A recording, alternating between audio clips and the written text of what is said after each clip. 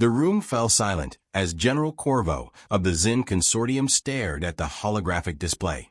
Every other race in the intergalactic coalition had already thrown everything they had into the war effort, exhausting their resources in the long and bloody struggle against the Kidari. Yet, somewhere in the background, humans had lingered. They had sent aid and provided logistical support, but direct military action? Not a single human ship had entered the fray, until now. Yes, General Corvo heard Admiral Merrick of the Chak Union reply. His scaled face betrayed no emotion. Humanity officially declared its intent to engage in combat operations as of 10 minutes ago. Corvo rubbed his temples in disbelief. He had heard rumors of human capabilities, but he had dismissed them as exaggerated death-worlder bravado. Now, facing the cold reality of the situation, he felt a strange mixture of anxiety and curiosity. Why now? More importantly, what were the humans planning to do in a conflict that had dragged on for years? Show me their initial movements, Corvo ordered, his voice a touch sharper than intended. The holographic map of the galaxy zoomed in on the contested sectors. The Kidari fleet had established formidable defensive lines in key star systems, daring anyone to challenge them. Humanity's forces had materialized at the edge of the battlefield, a mere blip against the vast armadas of their enemies. As the human signature warships emerged on the display, whispers circulated among the assembled coalition commanders. Human ships were sleek and compact, lacking the imposing size and bulky weapon arrays of other species. They seemed, at first glance, grossly underprepared. That's it, someone muttered skeptically. Corvo narrowed his eyes at the display, watching as the human vessels formed a tight formation. There was no grand show of force, no drawn-out posturing. In fact, to the untrained eye, it appeared almost absurdly minimal: a lone command ship, a scattering of destroyers, and a squadron of escort frigates. The humans had committed what looked like a fraction of their fleet. The room filled with an unsettling quiet as everyone processed what they were seeing. The Kidari responded almost immediately, shifting their forces to meet the new threat. The enemy had no reason to take the human force seriously. After all, no one else had managed to break their lines in years. Then it began. Corvo blinked, hardly believing his eyes. The human ships moved with precision that bordered on artistry, cutting through space with alarming speed. Within seconds, the coalition's network of communication channels buzzed with reports of electromagnetic pulses and sensor jamming. For the Kidari, it was like being blindfolded in the middle of a storm. Corvo muttered. "What are they doing?" Merrick asked, his usually composed demeanor cracking, his voice betraying a hint of awe. "Electronic warfare," Corvo replied, his tone uncertain. "But this is on a scale I've never seen before." The Kidari fleets floundered as their targeting systems and defensive measures became little more than dead weight. Human ships darted in and out of formation with a grace that seemed almost casual, launching volleys of high-velocity projectiles. It wasn't the brute force assaults the coalition had grown used to seeing. This was something else, warfare reduced to a deadly ballet. "Sir, the Kidari outer defenses are collapsing," a comms officer reported, eyes wide as he stared at the data streams flooding in. Corvo leaned forward in his seat, focusing intently on the display. This was the moment. Would the humans press their advantage or fall back? His doubts were immediately answered when the human fleet accelerated, exploiting the chaos they had created. Their tactics shifted fluidly, seemingly predicting every attempt at countermeasures. "How are they?" Morak began, trailing off as he watched another sector fall to the human advance. "It's as if they knew exactly where to strike." Corvo couldn't help but marvel at the spectacle. The humans moved with an efficiency that was almost inhuman, and their strategy defied conventional military logic. Most species threw waves of ships at their enemies, relying on overwhelming force to break through defenses. Humans, on the other hand, used precision strikes, disabling critical systems and leaving the Kidari fleet to flounder like a beast stripped of its senses. "What kind of weaponry are they using?" one of the coalition officers blurted out, his tone a mix of horror and fascination. "Their weapons seem conventional," a tactical analyst stammered, "but they're using them in ways we never considered." As the minutes ticked by, the coalition command room descended into stunned silence. A full hour had passed since humanity's first engagement, and the once mighty Kidari armadas were now reduced to a fragmented, retreating mess. Even the coalition's most optimistic projections hadn't accounted for this level of effectiveness.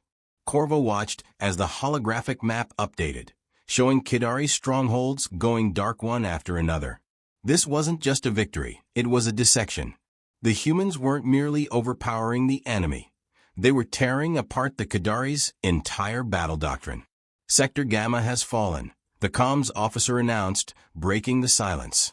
"Reports indicate no human losses." "Impossible." Morak's scaled features twitched in disbelief. "How can they sustain 0 casualties?" Corvo swallowed hard, his eyes locked onto the tactical feed. The human fleet continued its relentless advance, their ships weaving through debris fields and evading incoming fire with an ease that seemed almost playful. As another Kidari command ship was reduced to a ball of flame, it became evident that this was no fluke. The humans were not just skilled, they were on a completely different level. "I don't understand," Corvo admitted, rubbing the back of his neck. "What have they been doing all this time if not fighting?" "Preparing," a new voice chimed in, cold and analytical. All heads turned to see a human officer standing at the doorway, clad in a crisp uniform devoid of ornamentation. His eyes, sharp and unreadable, scanned the room as if assessing each individual's worth. "You call this a war," he continued, striding forward to the center of the room, "but to us, it's an exercise. A test of tactical adaptability." The coalition officers exchanged uncertain glances. The human's tone was neither boastful nor arrogant. It was matter-of-fact. Corvo clenched his jaw, unsure whether to feel anger or grudging admiration. "What's your objective?" he demanded, struggling to keep his voice steady. "Why now?" The human officer tilted his head slightly, as if considering how to best explain something painfully obvious. "Our objective," he began, "is to end this conflict in the most efficient manner possible. As for why now, we waited until you were ready to accept our methods." Corvo felt a shiver run down his spine. The words were simple, almost benign, yet they carried a weight that suggested something far beyond what any of them had anticipated. "Ready? You think we were ready for this?" Morak scoffed, shaking his head. The human's gaze turned to the holographic map, where the last remnants of the Kidari forces were being systematically dismantled. "If you weren't," he replied calmly, "this war would have ended much sooner." Corvo stared at the map, struggling to process the unfolding events. The humans were pushing toward the heart of Kidari territory, their advance so rapid it defied explanation. And yet, as he watched, a thought began to form, a question he wasn't sure he wanted the answer to. Just what kind of war had humanity been preparing for all this time? As the minutes passed, the coalition commanders remained silent, transfixed by the near absurdity unfolding before them. The human fleet wasn't just fighting, it was dissecting its opponents, exploiting every weakness with a precision that bordered on supernatural. "Report," barked Admiral Merrick, breaking the silence. "What's the status of the Kidari Central Command?" The tactical officer's eyes darted between screens, hands trembling as he processed the incoming data. "Central Command it's failing, sir. The humans have neutralized their shield arrays, and they're launching boarding pods as we speak." Corvo felt his jaw clench involuntarily.